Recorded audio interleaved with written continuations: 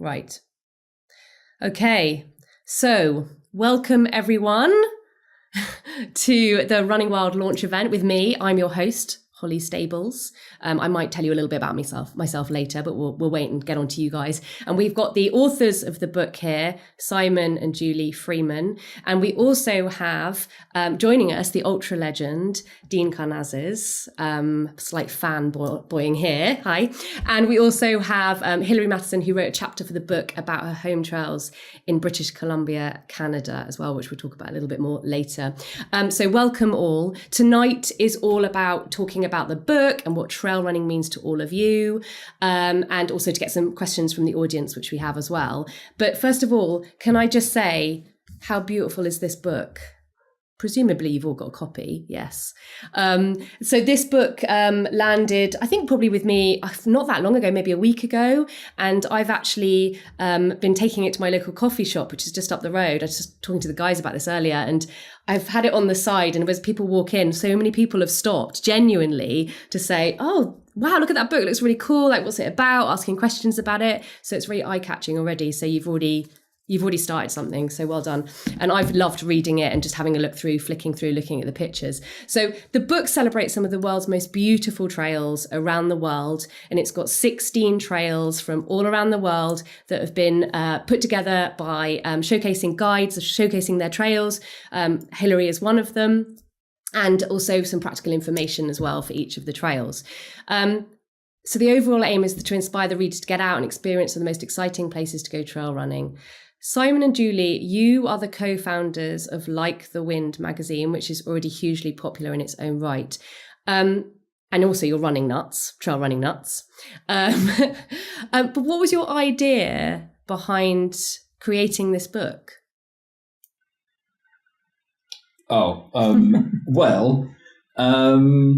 were actually approached by the publisher. So Thames and Hudson, there's a guy, Lucas Dietrich, who works at Thames and Hudson, who is a runner himself, and he was a fan of the magazine. And Thames and Hudson's very much a sort of art, travel kind of lifestyle publisher, and they were really keen to do something in the running space. So it was a bit of a collaborative effort between us and Lucas to come up with an idea that we felt would be true to the ethos of Like the Wind magazine, which is all about, the culture of running and why we run rather than the mechanics. So we were looking for something that was that would sort of feel true to that, but that also Thames and Hudson were confident would land well with readers, with people that were going to go into a bookshop and pick up a book. So it was a very collaborative effort. And I think it was collaborative as well in the way that initially the first time we spoke about it was pre-pandemic, and we were going to, Simon and I were going to write the chapters and travel and take the photos. And actually the pandemic, we thought that was going to be the end of the book. No one could travel. And actually the publisher thought that it could still work if we called onto the collaborators that we've worked with throughout the years with Like the Wind magazine, and we've worked with so many photographers and writers. And could we maybe rethink the book with collaborating with guides for each section rather than us traveling around? And actually, that was such a wonderful idea, and it brought, it gave it took the book to another level, I think. Yeah, I was going to ask actually about that, about when it actually started, the idea about it. And then when it came to sort of publishing, because obviously, like you say, the pandemic's had such a big impact on so many people and so many businesses as well. And I wonder what would have happened if you would have published the book just before the pandemic, like how that would make people feel reading the book and not being able to do these adventures. And so, yeah, it's quite interesting that's when it came out. Thank you. I do want to go on to Dean because I know he's waiting patiently there. And Dean is actually in Patagonia at the moment because he's getting ready to do a 100-mile race in like a few hours. This is his prep talking to us. So thank you, Dean, for joining us. You are an ultra legend. And so for me, just getting to speak to you is just super cool. And your achievements are known far and wide. And you've written so many books and you've done some amazing things. So I'm just going to go over a few things that you've done. So you've done the 50 marathons in all 50 US states over 50 consecutive days, which is, I can't even think how you would do that. Running across Death Valley in the middle of summer, completing the South Pole Marathon. You've also won Badwater, and you've also won the Four Deserts Challenge. You've done Western States, which is my dream race. You're about to do this race in Patagonia. You've written all these books. I think the book that everyone knows is the Ultra Marathon Man book. And that sort of, I guess, started it all off for you. I will just put in a little side note on here because I did want to mention, and you must have so many people who say to you, oh, I started running or ultra running because I read that book. So my husband read your book, I think it was back in 2016, maybe. And he's a power lifter. He was 110 kilos at the time. He'd never ran, never done anything like that. He looked up trail running or running books. Your book came to the top. He ordered the book. He read it because he'd watched a program, I think it was SAS Who Dares Wins, about running. And he wanted to learn about like, how could a big guy run up a big mountain in Wales near us? So he found your book, read it really quickly. And after reading it, he went out and did a mile run. It's the furthest he'd ran. And it took him like 15, 20 minutes. And by the end of the month, he'd ran a 50K in one go. I'm not saying that's a good thing to do, but he did it. And since then, he's run from London to Paris. He's ran many ultras and he still power lifts, but he's not as big as he was, but he still does everything. So because of you, he found ultra running. So yeah, I just thought I'd put that in there. Anyway, we'll get on with the question. So I just wanted to ask you, you wrote the foreword for the book, which is great. I was interested to know your relationship between road running and trail running, because you've been successful at both. So where does your heart truly lie? Oh, absolutely on the trails. The Western States 100-mile endurance run was my first 100-miler, and it was, the most iconic trail run. I pretty much cut my teeth on the trails and then kind of went to the road from the trails. So a little bit opposite from what most people do. But my heart and soul has always been on the trails. And, you spoke about the pandemic and the rise of trail running. I mean, it's a global phenomena. And, in my home city of Marin County and the San Francisco Bay Area, the amount of people on the trails has just exploded since the pandemic. And even here in South America, there's a trail race that I'm participating in. You mentioned I'm doing the 100-miler. There's only a couple hundred people doing the 100-miler, but there are shorter distances, and there are 7,000 people running on the trails in the next it's a 3-day festival of running. So every distance from a 10K to the 100-miler and everything in between. And it's just amazing here in South America, in Patagonia, how popular trail running has become. Yeah, I loved how in the foreword you said that when you're not running, you like to look at pictures, like read about other people running in different places, and it sort of inspires you, considering that you've probably ran in some amazing places all over the world, that you still like to look at what other people are doing and are inspired by that.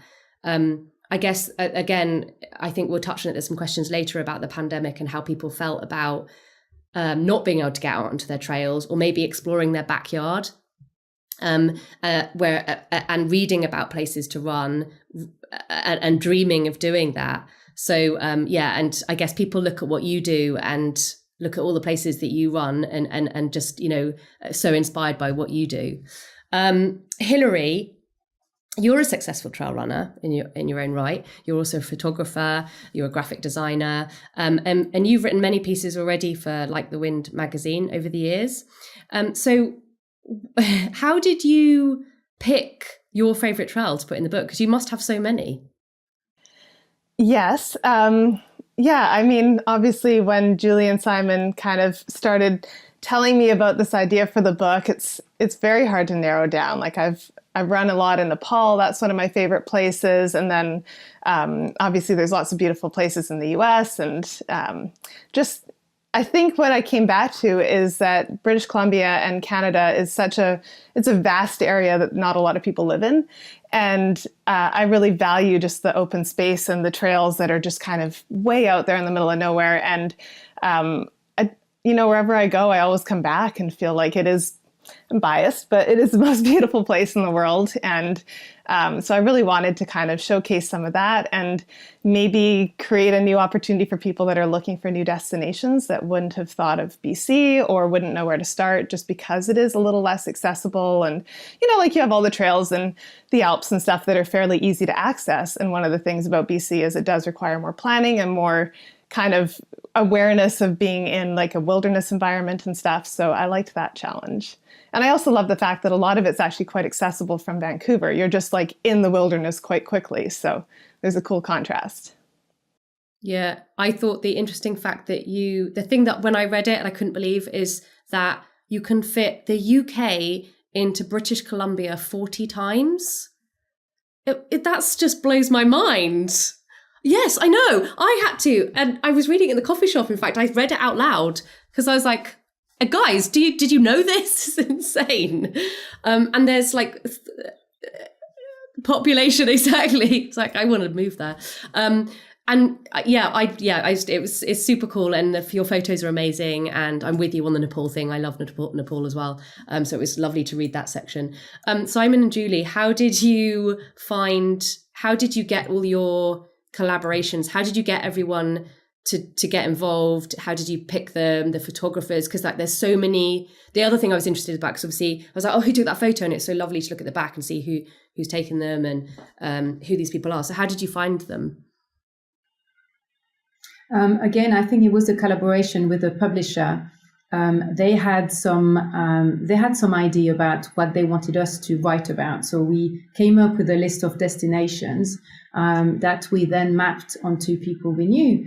And I think that was the idea of covering destinations that were some easy, some more technical, some warm, some cold, some in Europe, some in the US. So it was a mix of how can we make sure that everyone can find something, even if they're, beginner trail runners. And actually one of the examples, and I think, I can totally relate with what Hilary has said before. We traveled to all those places, and actually I realized that my hometown mountains, which I always thought, are tiny compared to the Alps, are perfect for beginner trail runners or people who have been, running maybe on the road and want to do their first multi-day trail run where there's no difficulty, there's no bears. British Columbia has got some added difficulty, not just technical, but it's bears. In Switzerland, we don't have bears. We do have a few, but not where I live. And so we thought, we can look at destinations that are maybe not that exotic, but that will cater to some people who might be a bit, might want to start on the trails, but might never have done it and might be a bit daunted by the idea.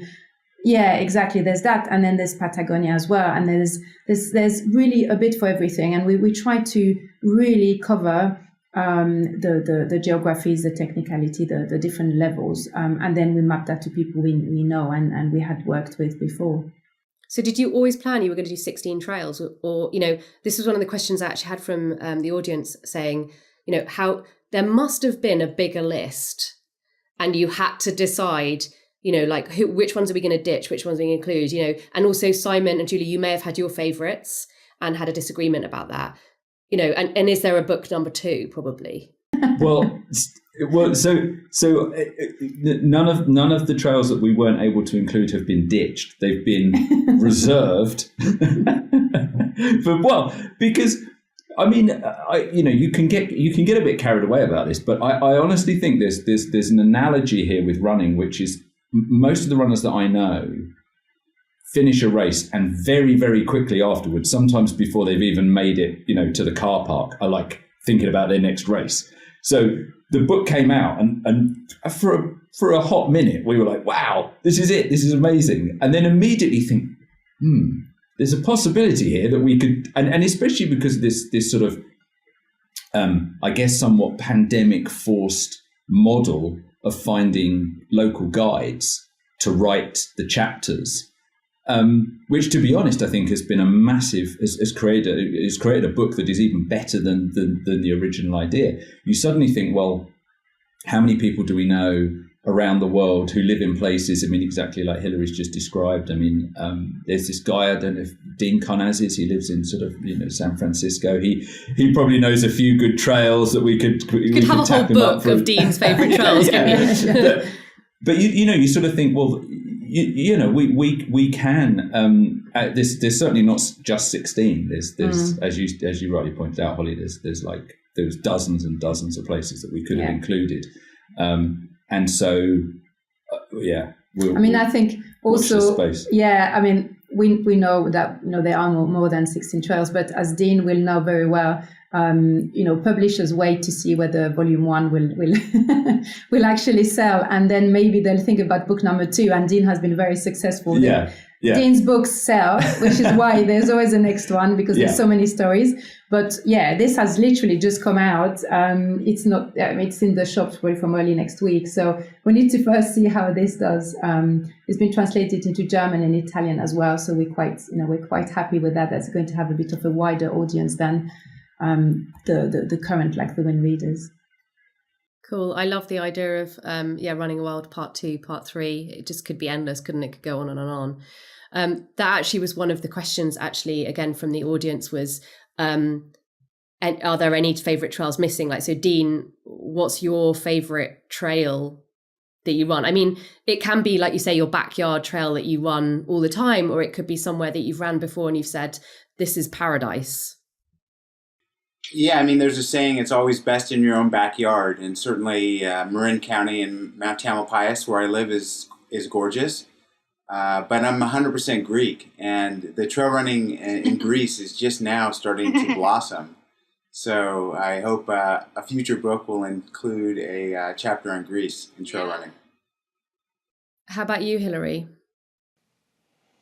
Same with Dean. Like, having had the privilege of traveling all over the world, actually a place that was just coming to mind was a trip I took to Thailand in December, and Julie and Simon know about that because I did a piece for Like the Wind on that. But it's just amazing to see trail running taking off in different parts of the world. And, as a creative, I want to inspire people to get out and explore new places. And so it's a really cool and exciting time to be able to kind of bring in new people and get them excited about new areas. And just for me, I think, I'm looking at all these places that are just developing a trail running community and just getting excited about it. And I want to help grow that and, bring that to a wider audience.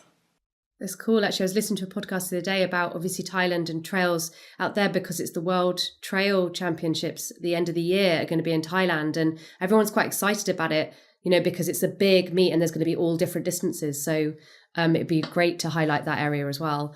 Do you guys want me to go to some more questions, or should we talk more about the book? It's up to you. Simon. I'd love to say something just based on what Hilary just said, and I think Dean as well. It's the one of the kind of requirements to pick people to talk about a destination was their affinity with it, not just how well they know the trails, but also, a lot of people talked about their love for that country or that area and that geography, but also the people, the culture, the food. And it's really something we wanted to put through, because, trail running, as some of us know, is not just about performance. And it's not the same when you're running a road marathon. It's about exploring and maybe going a bit slower and maybe taking one more day and looking around. And Hilary wrote beautifully for us about Thailand. And it was as much about talking about the food at the aid station and about, the kids lining up the streets and the, what happened in the few days leading up to that specific race, and how you can actually use trail running as a way to explore a particular destination rather than just ticking boxes. And that was super important. And we hope that's reflected in the book. I think, like you said, it also is about creating memories, isn't it? I think your favorite race that you talk about in the book is Montagne Hard, which I had the pleasure of doing. I say pleasure, I say that in very small words. Let's be clear here that Holly had the pleasure of winning on her first outing. My first proper sort of ultra. I did comrades, but trail, my first trail ultra was Simon and Julie invited me to Chamonix, my first time in Chamonix, wasn't it? I think it was, to come and do this 60k trail mountain race. And you did downplay it slightly. I mean, I should have really did the translation of the name of that race, but I didn't. Mountain Hard race. And I thought 60k, being a road runner as my background, that's going to take me, I don't know, what did I think, 4 hours or something? 5 hours, something. 9 hours later, and I'd packed a couple of sandwiches and some pie. But anyway, it was a great experience, and yeah, it was a big learning curve for me. But Julie says, you said in the book that, you know, that's your favorite race, and you famously waited, I think it was one of the last checkpoints, isn't it? Or the second from last checkpoint. You waited there until they'd made the noodle soup so that you could, you know, whereas everyone's like, you know, so it was about experience, wasn't it? About, you know, those memories. Chatting to the people at the aid station. I mean, that's in a race. So, you know, I understand that some people actually want to, you know, race it. And that wasn't my philosophy that day. It was more to enjoy it and to finish with a smile. That's always my thing. I want to finish with a smile. And I did. And yeah, that included waiting for 20 minutes for a noodle soup. But, you know, I fixed my feet. I chatted to a few people. It was good. It was probably worth it. Simon, carry on. Well, I was going to say, I think that's one of the things that comes through the book as well. I mean, Dean is, you know, people kind of congregate around Dean because of you know what he represents in the trail running space, but like this idea of community about you know what Hilary was talking about, being in Thailand and being part of a very different community there, and what Dean just talked about, you know, in terms of Greece, and Julie kind of arriving at an aid station where they said, we're really sorry, we've just run out of soup, and Julie's like, no problem, I'll just wait until it's ready. I just think that is such a wonderful kind of community feel that is probably in the running world is probably unique to trail running. I mean, you don't tend to find that. You don't find that in marathons. You know, in a big city marathon, no, it tends to be kind of every man and woman for themselves. So yeah, it's so true, isn't it? And I think that's probably what brings people to trail running or ultra running or that sort of stuff, because of that community feel, and also being able to be in lovely places and meet people. So I was going to talking about the trail running. I think Dean touched on it earlier about the emergence of trail running, and you know, so sort of 5-10 years ago. Well, 10 years ago, trail running really wasn't a big thing, or ultra running. It was for people who were maybe a bit odd. And it was all about sort of road running, or in the UK, it's fell running. You know, trail running is quite a new thing. Where do you see the future, all of you? Where do you see the future of trail running in the world? I mean, is it going to be in the Olympics? Where do you see it's going to go? Personally, I think, you know, races are going to continue to grow, and there's going to be more variety of races. So distances that are unusual, challenges like vertical challenges that are unusual. I also think that what I really love about the book is that it promotes just running for running itself, adventure for being adventure. You know, adventure is worthwhile in itself. And I don't think that everyone wants to go set an FKT. They might just want to do a hut-to-hut-to-hut, or even just do their own route that they come up with and just bring a couple buddies along. So I think that that's going to continue to grow as well. It's just more of a lifestyle than a race or a specific goal in mind, other than just adventure.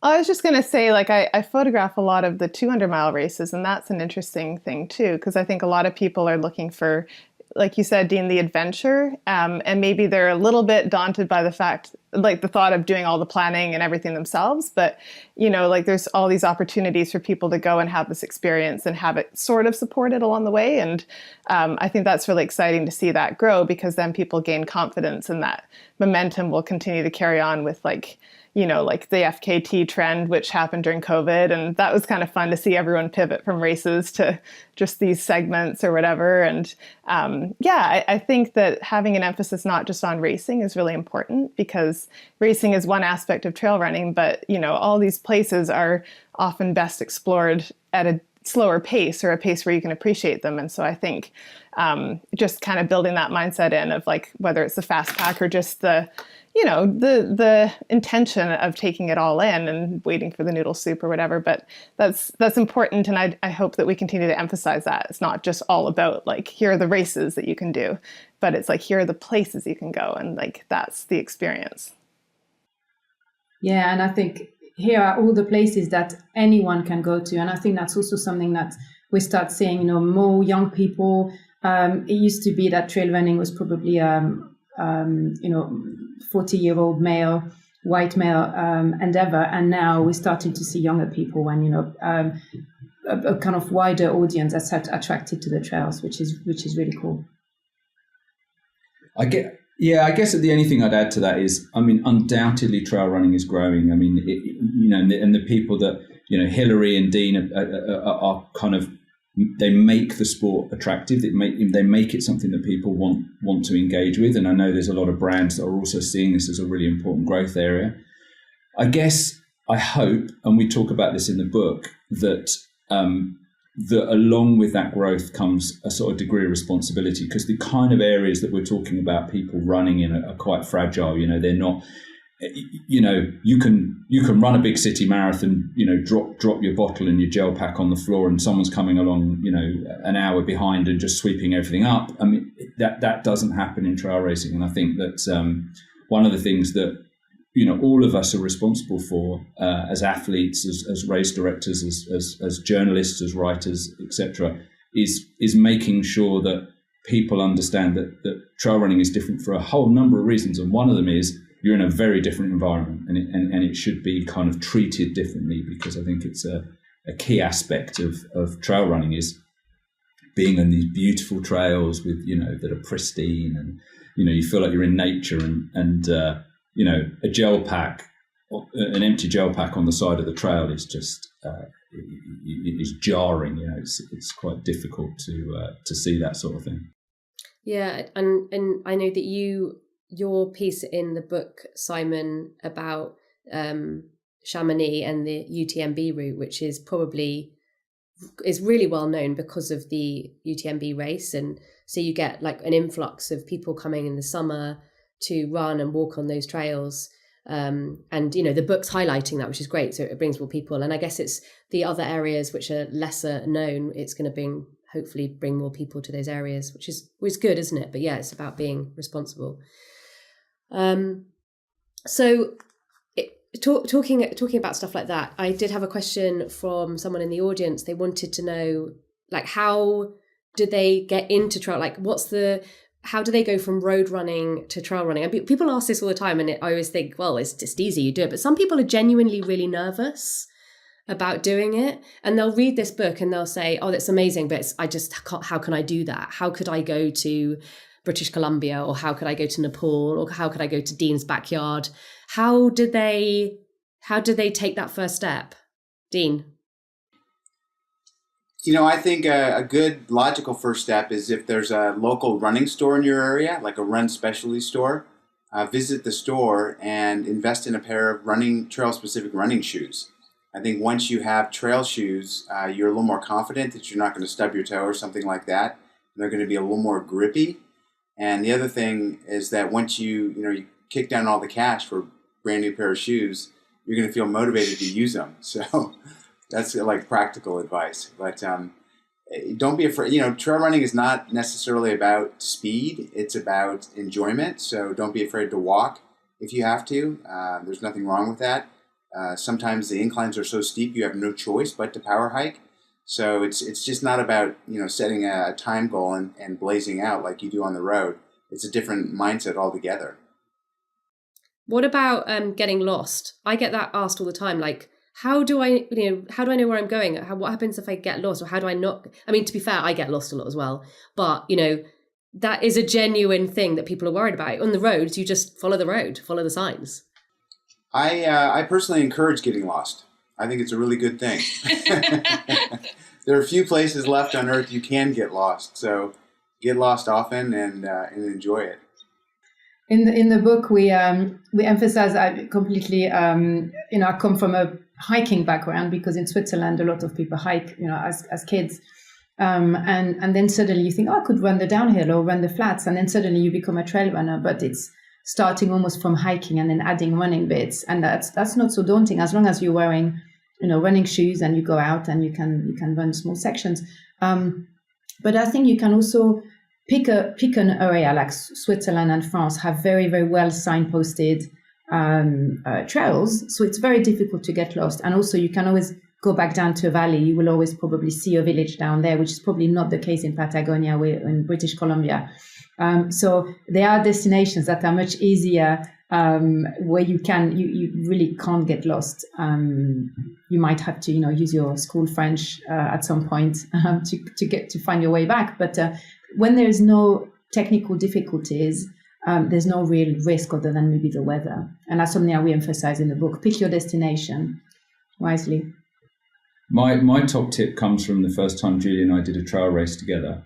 And as Holly will know, I'm a sort of somewhat reluctant road runner converting to the trails. I wasn't a great road runner either, but I'm an even worse trail runner. But my tip that came from Julie was stop looking at your damn watch, because as a road runner, you can get into this mindset of like you're trying to hit a pace, right? And the trails are like, when you're going up, forget it. When you're going down, so I think that just kind of really getting into the idea that trail running is different. Like it's not road running off road. It's actually a different thing. Take your time, enjoy it. As Dean rightly pointed out, I mean, a light bulb moment for me as a runner was when I watched some videos of really top class, elite level trail runners walking up the steep inclines, and I was like, oh, okay, this is not capitulation. You're actually allowed to do this. So that sort of understanding that it's a bit different. True. So yes, I agree. And the first time I did a proper, trail run in the middle of, like, when I was in Nepal, when I first went to Nepal, I was the same as you, Simon. I'd come from a road running background and I was mortified. It was taking me sometimes like half an hour to run a mile, and I could not get my head around that. And I thought I was, I'd just shoot me now. I'm terrible. I've something bad's happened to me. And then I was talking to the people at the end of the day. It was a multi-day, people all over the world. And they said to me like, oh, did you see that amazing temple up on the mountain? Or did you see this and this? And I was like, no, because I was doing this the whole time.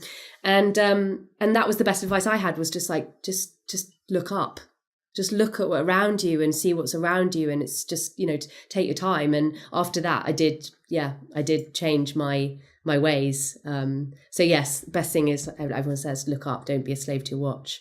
And also it stops you from falling over. I'm going to go to a few questions because I am just aware of time.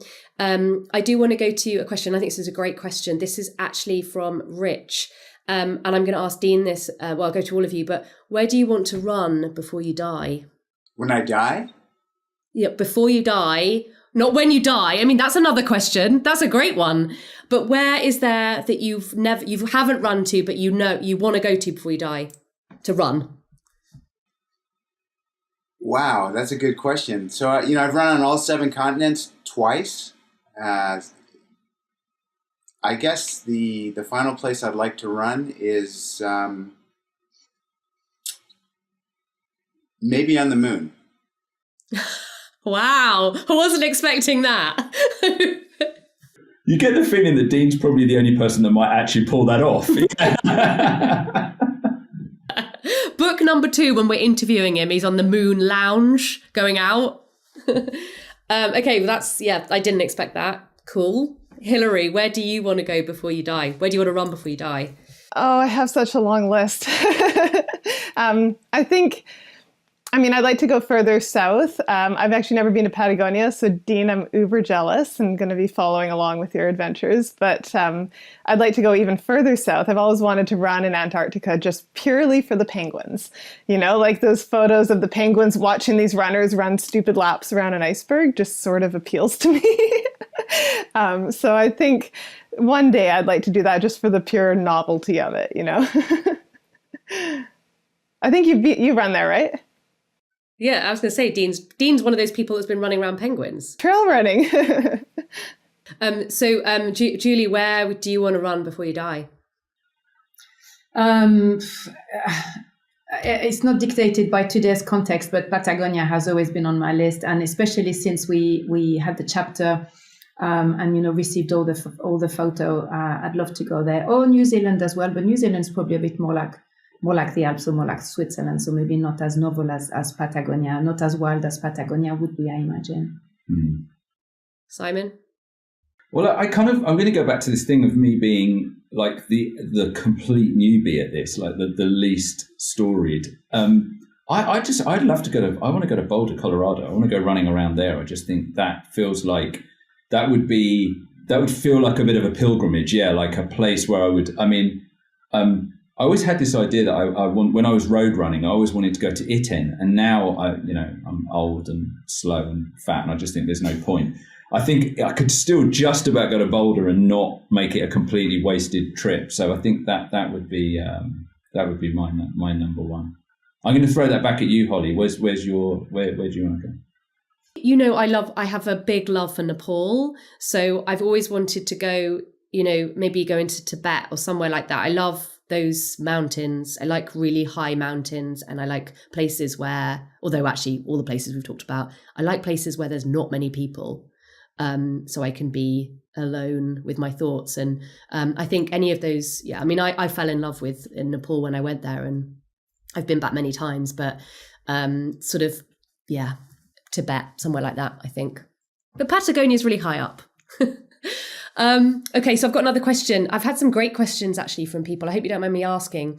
But Victor asked, what's the most captivating thing you've seen on the trails? Now, captivating can mean anything. It could be something terrifying, or it could be something quite funny.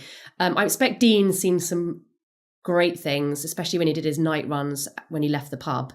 But what have you seen, Dean, that's been weird, interesting, captivating? Tell us a story. One year, maybe 10 or 15 years ago at the Western States 100-mile endurance run, I remember coming around a corner in the trail at about mile 75, and I saw this flash of brown and this big dust cloud. And my first thought was, there's a horse that went lame in the trail. So I approached this dust cloud, and out from it, this massive brown bear stuck its head. And I was I could see the sclera of its eyes. I mean, I was that close to it. And thankfully, I scared it worse than it scared me. And it went charging down the embankment. And it literally looked like someone pushed a car over the embankment. It just cleared a path through the brush that was like a tractor or bulldozer went through there. So what mile was that, did you say? What mile into the race? How far? Coming down into the Rucky-Chucky River, so maybe mile 73, 74. So you're pretty tired at that point. So you're not exactly going to be sprinting off. So well, maybe you would, I don't know. It woke me up pretty quickly. Are you sure it wasn't a hallucination?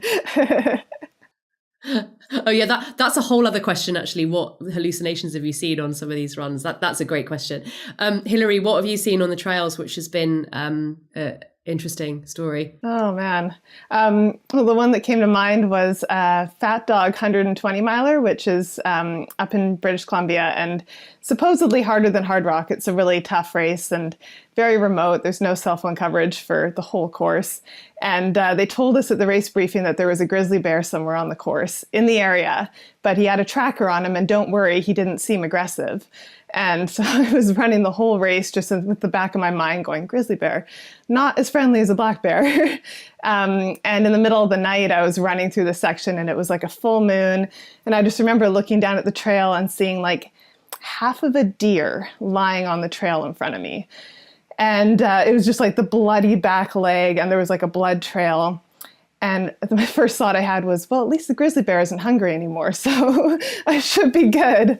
But it was one of those moments where you're just very aware that you're out there. Like I had my bear spray and stuff, but it's like the beautiful symbiotic relationship of being able to be in these places, but you have to respect the the animals that are there first. So yeah, it was just one of those moments where I was like, I feel very awake for the middle of the night right now. I'm very aware of, but also appreciating, like, when else would you ever be in that place? So, it's a bit scary, but like, I've never had a bad interaction with the bears. So it was more just kind of like, okay, they're here and I'm here and let's just keep our distance. But yeah, it was just one of those moments where you just kind of see nature doing its thing.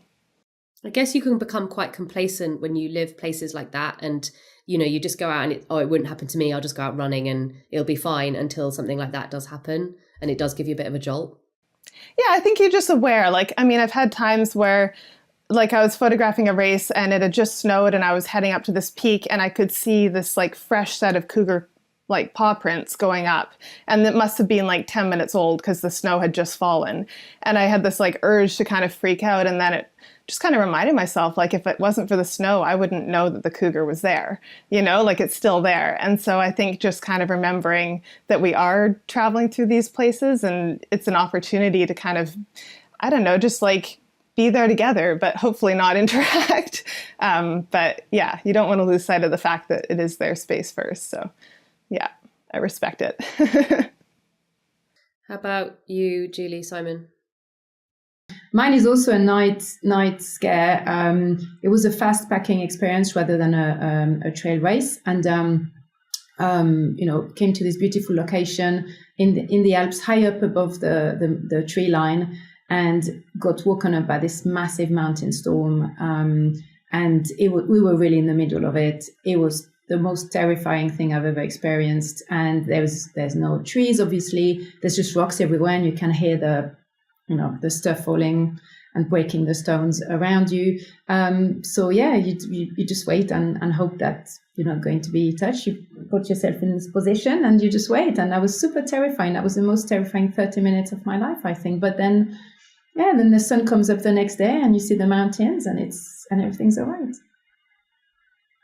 I was thinking about this. I thought we'll get around to me. My story. The most beautiful thing I've seen on the trails was at the end of the CCC, which is like 103k or 105k from a race from Courmayeur in Italy back to Chamonix in France. So it's 2/3 of the UTMB course. And Julie had told me before the race, I think there was 7 climbs. So I was counting them off, and I got to the top of the last climb, and you've probably got about 15 kilometers left, and you're basically going to descend all the way into Chamonix. And because I'm a solid mid-packer, I was going to arrive at 3:00 in the morning. And I was just running along. I was completely on my own. I couldn't see anyone in front of me. There was no one behind me that I could see. It was 2 a.m. And I looked across to the left and I thought I couldn't understand. Over to the left, I knew was Mont Blanc. I was on the other side of the valley, and I couldn't understand what I was seeing. It looked like this sort of, like this electric blue line. And then as I continued, I suddenly realized as the line got a little bit thicker that it was the sun just kind of starting to emerge at 3 a.m. behind Mont Blanc. And it just drew this really thin electric blue outline all the way along the mountains. And honestly, I suddenly started running and laughing, and I was like whooping, and it was the most amazing kind of visual experience, and just suddenly made me realize where I was up in the mountains. You don't get that in a road 10K, do you? No. Not unless you're doing something terribly wrong. You must be really lost. Yeah, exactly. Or having a really bad day. I'll just give my little one. Actually, I was just thinking about what I've done, but actually mine's just a bit of a funny one. And it wasn't on any amazing epic trails. It was just actually running behind my house through the fields. I actually found a tortoise just walking along, just minding his own business, free. And I brought him home, never found his owner, and we kept him as a pet at home at my parents for years. So yeah. I don't know if anyone's listening and they lost a tortoise. We probably had him. So yeah, I'm gonna just round up with one question, and it's a little bit of self-reflection. I thought it was a nice question. This was from me. And it's what would you tell your 20-year-old self if you could go back in time? Now, this could be about anything. It doesn't have to be about running. It can be about life. It could be about running wild. It could be anything. What would you tell yourself, your 20-year-old self that you know now, Hilary? That's a great question. Something I think about a lot, just kind of getting into ultra running in my mid-20s and now in my 30s. Like, I so appreciate everything it's brought to my life and the impact it's had on all areas of my life. And I think I would just want to tell my 20-year-old self to not be afraid to be strong and confident and faster than the boys and, you know, all those things. And I think I never really saw women doing this sort of thing growing up. And I think now it's much more common, and it's so exciting to see more women getting into this. And I really hope that the next generation of girls doesn't even think twice about it, that they just go, of course I can. Like, you know, of course I can keep up with the boys, or I can be out there doing this stuff. But yeah, for me, I would just, that's something that's really important to me, is to be a role model, or to just kind of show other women what's possible in the mountains. And I wish I'd learned it sooner, but I'm also just so grateful that I did stumble into this world, because it's given me like so much more confidence in the rest of my life and what I'm capable of doing. So yeah. Good answer. Dean, what would you tell your 20-year-old self? I think I would tell my younger self to buy Apple when it was at $6. Or Bitcoin, or you know, I was a professional windsurfer before I got into running, and I think that I would tell my younger self to discover running before you walk out of a bar drunk on your 30th birthday and decide you're going to try to run 30 miles. So I started late, and I'm just making up for lost ground. So I think I would, I wouldn't have had that 15-year gap in my running career. Maybe you saved your knees. Yeah, I was about to say, maybe it was a good thing. I blame my running on bad tequila. Julie, what would you tell your younger self? Well, I mean, what she said, I don't know where Hilary is, but what she said, like, mic drop moment. That's it. Yeah, it was a great answer. I think I'd be the same. And Simon, what would you tell your 20-year-old self? Put the cigarettes down. Yeah, for sure. You know, a more sort of philosophical answer, but yeah, that idea. I think when I was 20, I misunderstood. I thought that comfort equaled happiness.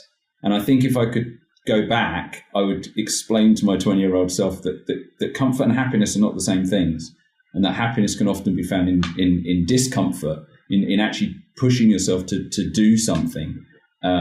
So I think there was a wasted decade or two there, which I sort of regret. But like Dean, I'm making up for it. Not quite to the same level, but you know, I'm trying. That was a great answer, Simon.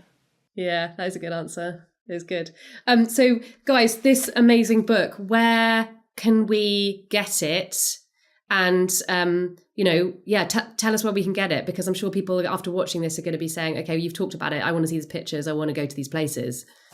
Yeah, so it's available already in all of Europe and in the UK. If you order it from us, from Like the Wind, on our website, I'm sure we'll put the link in the description.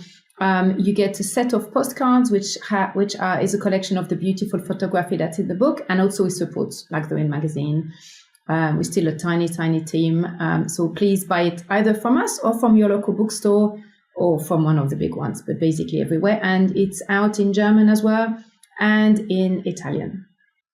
Cool. That's amazing. And we just want to wish you best of luck, Dean, in your race as well. All the best. Can we follow along anywhere? Is there sort of a tracking device where we can... PatagoniaRun.com. Okay. If you want to do an incredible race in Patagonia, think about it next year. It's really, really well supported, and it's a great 100-mile loop of Patagonia.